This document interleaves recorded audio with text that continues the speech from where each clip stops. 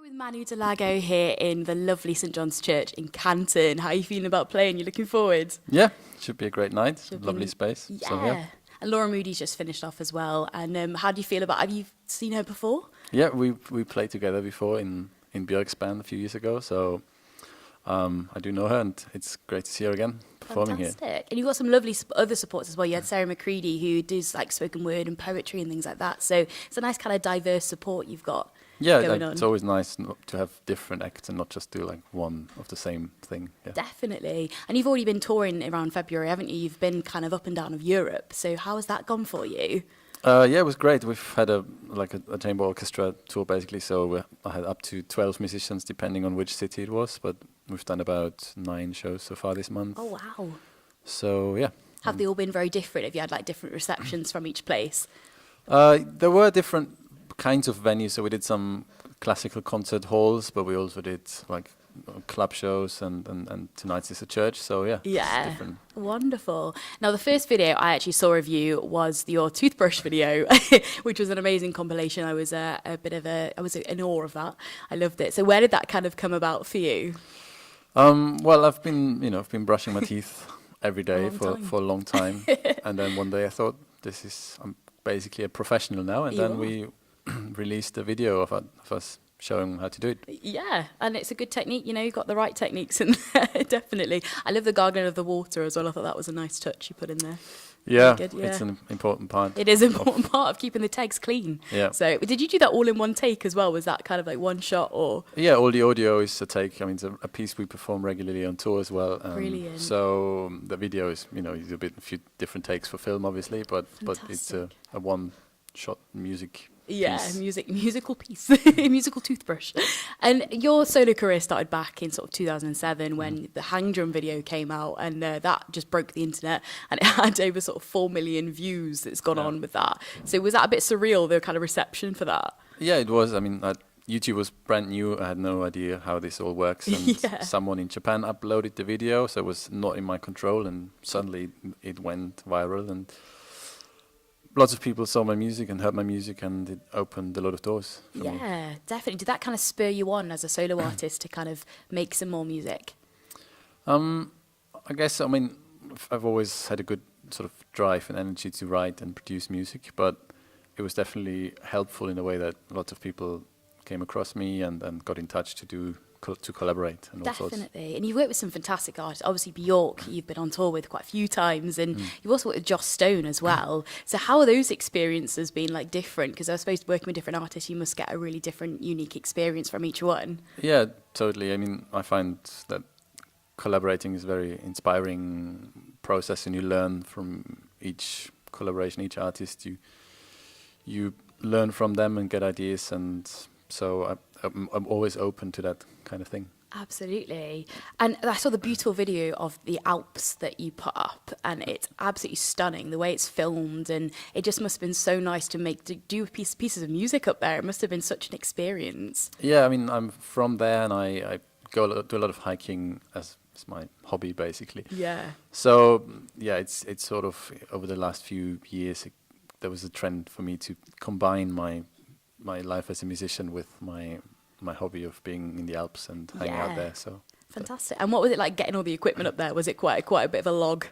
It was hard work. Yeah, I needed 14 people to carry my gear. So yeah, it was a tough project actually. Definitely. I mean, but it all looked wonderful. I mean, it must have been so lovely to hear the music kind of in the Alps and echoing through the kind of mountains and things. Yeah. It's a really special atmosphere up there, and you get a lot of additional ambient sounds from birds and insects and flies and all sorts. So, and the wind, obviously. Of course, the wind is the big one, isn't it? And now METROMONK has been out for over a year now, and that is a fantastic album. It's a stunning compilation of tracks.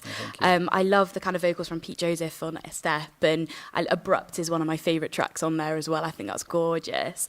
Where do the kind of like writing and recording processes go for the album and stuff? Because obviously putting the lyrics on that must have come kind of secondary to making the music. So how did it go down making the album? One of the first concepts for the album was to have an album in 2 halves. So I have thought of it very much like a vinyl where you have an A side and a B side. Oh yeah. So there is a side that's for me the upstairs, the sort of the alpine, rural, quiet, ambient side, Yes. and then there's the downstairs club for the legs, dancey side. Yeah. Just got more beats and stuff. Yeah. That was like the first part of the concept, and then I wrote most of it on the hang, and then I also added timpani, which I found was quite a slightly weird choice of instrument, but I have a bit of a timpani feature on the album. And then, as you mentioned, I got some great vocalists on board to join me. It's really lovely because it does lift the tracks really nicely as well out of the kind of like musical background. It's lovely. I love how Zebra Stairs and goes into abrupt because I love soundscapes and things like that. Yeah. How did you record Zebra Stairs? Was that like through like proper walking? Well, yeah, totally. I mean, Zebra Stairs is basically the transition from the two worlds, between the two worlds. So on the vinyl, I didn't need that because the vinyl makes its own transition. But on the CD, I needed a transition track. So I did record steps in various environments, from high altitude Alps environment on walking on ice and gravel and rocks, down to sort of more green fields into like concrete, and it ends in the Tube in London. So it's sort of like the downstairs basement recordings. It's so clever. Yeah, you could totally get that, and I loved it. It gave me a bit of chills. I love when tracks kind of flow into each other. I think it's really nice. Yeah, and the steps also, they speed up because most people walk faster in the city than they walk on a mountain. That's very true. So you can tell how the steps also speed up and basically transition into abrupt. Definitely. And is it like arrangements of albums quite like key for you, do you think? Do you think that's like part of the kind of creative process, is making sure that all the tracks fit quite nicely into one? Well, certainly in this case, the two halves were important for me, and this transition track. Sometimes it's more important than other times. Sometimes I have like little combinations of tracks in mind, and other times I just do it at the end, put them in of an course. order. I mean, it does get quite futuristic towards the end with Spaceful. That one gave me goosebumps. That I really felt like I was like actually in space. I think that's a really great thing about your music, is you can really picture vivid things when you listen to it. Do you kind of, when you're like crafting and like writing and kind of like making your music, do you have a picture in your mind of how you want it to kind of represent something, or do you kind of leave it up to the listener to decide what they want to see?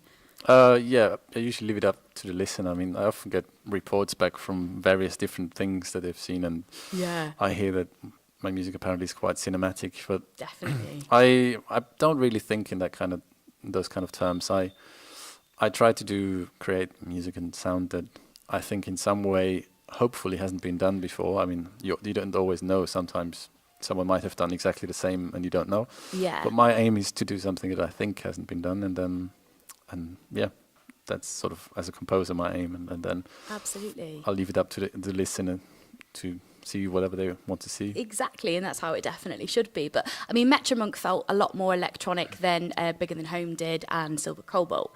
Was that kind of a direction you wanted to go in a more electronic sense? I mean, it's got hints of that in those albums as well, but was this record, kind of solely driven by electronic feelings, do you think?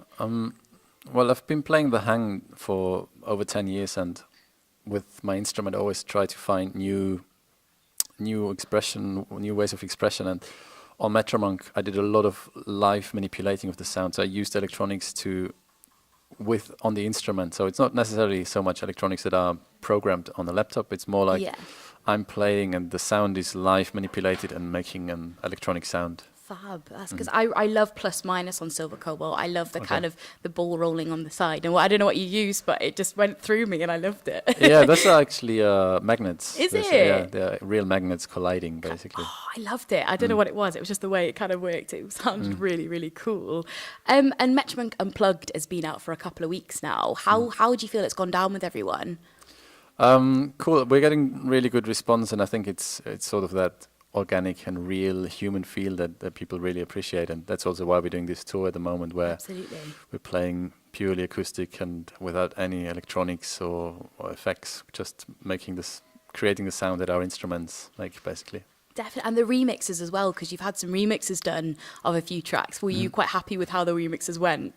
Yeah, it's always interesting to hear what people do with your tracks, and I found some are more successful than others, but I'm really open there, and it's a nice way for for a new audience to discover your music through in a different way. So, Definitely. And I felt with the Unplugged EP, it was really nice because you really got in depth on your creative process, like hearing Herzak's as sort of like more of the extended version was really nice because you could hear like the whole piece, and you know it's really nice to see how you've crafted maybe such longer songs, but on the album you've cut them down slightly, so it's more of an insight into your creative process. Yeah, I thought that was really nice. So what have you got coming up next? Have you got anything else on the way that you're going to be bringing out, or yeah, I've got a very special release in September, but I can't really talk about it yet. But yeah, there's something in the making. And then this year I'm going to be very busy touring as a sideman. I'm doing shows with Olafur Arnalds, the Icelandic pianist, and Anushka Shankar, great sitar player who I've been working with for a while, and some others. So lots of touring this year, but in September I've got a special release. Watch this space for that one. Well, Manu, thank you so much for chatting to me today. Pleasure. And Thank best you. of luck tonight. I'm so excited to catch you live. I'm sure it's going to be spectacular in here as well. Thank you very much.